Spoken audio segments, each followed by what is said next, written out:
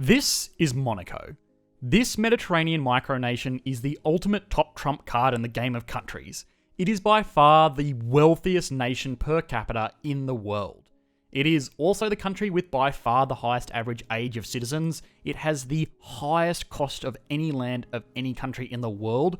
It pretty much breaks any kind of list you want to make ranking countries, because you can pretty much bet that this 2 square kilometre spit of land off the south of France is going to win any economic top 10 list out there.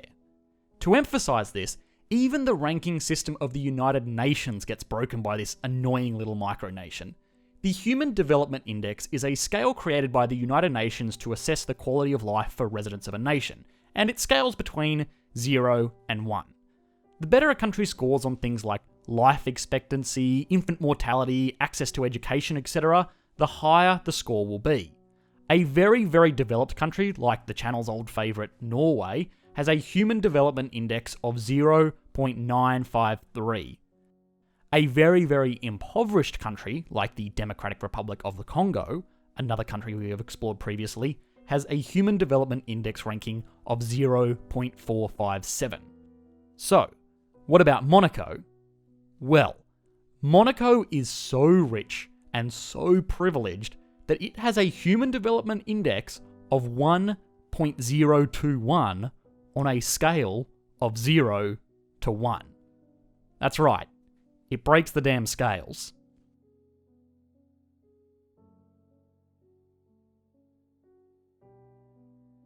So, what is really going on with the economy of Monaco?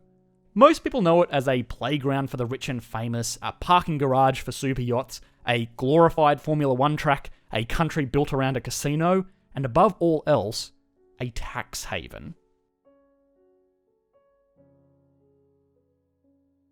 A tax haven is a country or jurisdiction that has very, very liberal laws around taxation and financial privacy.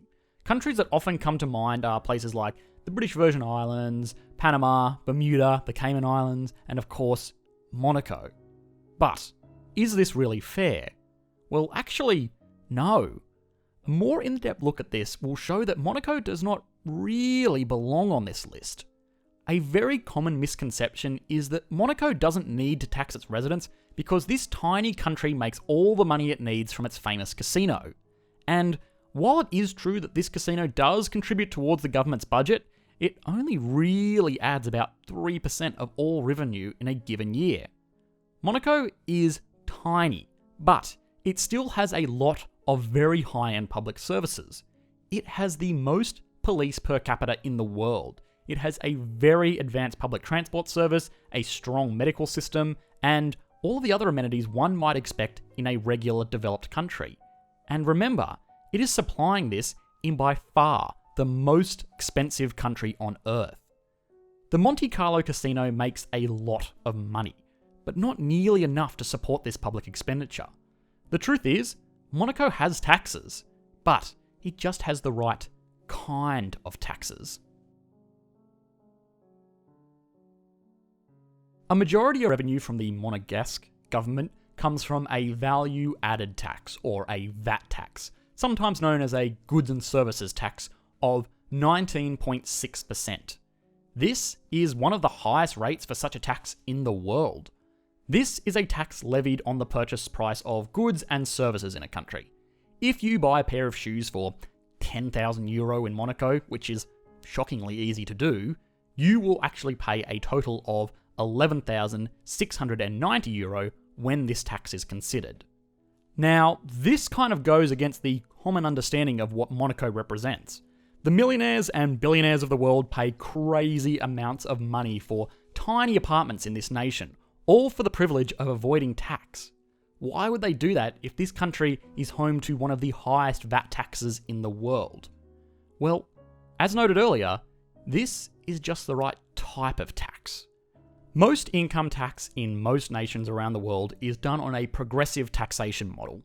What this means is that as you earn more and more money, you are taxed at a higher and higher rate for every extra dollar you earn. The opposite to this is a regressive tax system. This is a system where you get taxed more the less you earn. A VAT tax is, in a sense, a regressionary tax system. Now, I know what you might be thinking. That's silly. A VAT tax is normally a fixed percentage no matter who you are.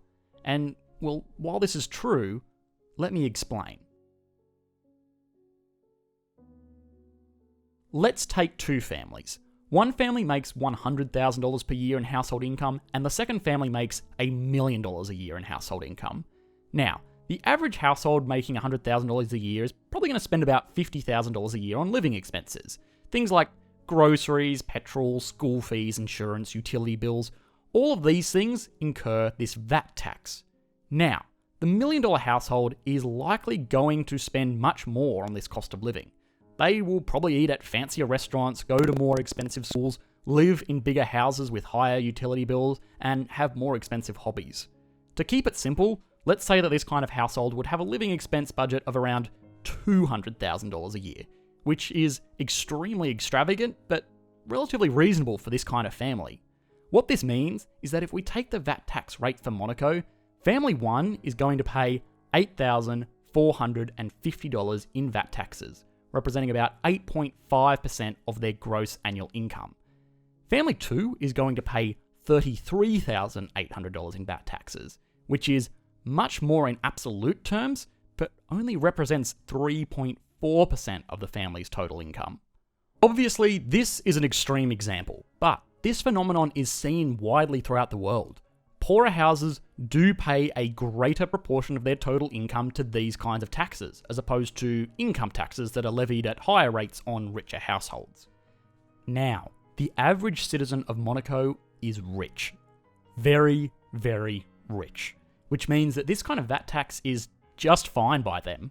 An extra few $1,000s on top of the purchase price of their new supercar is a small price to pay for the millions that they save in income taxes that are not levied on the citizens of Monaco.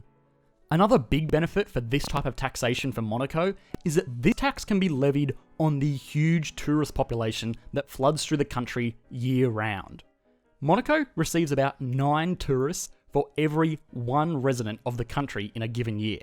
This figure is only beaten by Vatican City. An income tax would not be at all effective at raising revenue for the Monegasque government here because, well, tourists don't earn any money in the countries they are touring, but they do spend money, and every time that they do, they will be paying VAT taxes on this expenditure.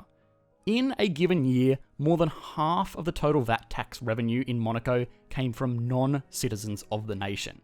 The other big distinction between Monaco and other questionable offshore tax havens is that unlike those other jurisdictions that are pretty fairly labelled as offshore tax havens, Monaco does not offer so-called offshore financial services, nor does the Monegasque law permit or facilitate the registration of offshore corporations looking to operate in such a way as to avoid paying taxes in their home countries. This means that a lot of the shell games the world's elite play with companies and trust structures and banking privacy laws is just not permitted to take place in Monaco.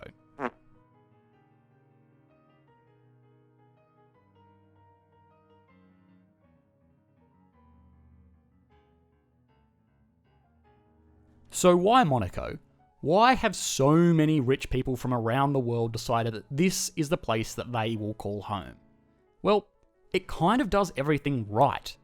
Sure, it has very, very favourable taxations to its wealthy residents. But beyond this, it is also a beautiful place with world-class amenities and entertainment.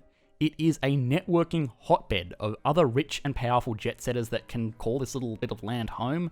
And beyond this, it is extremely safe, with the lowest crime rate in the world.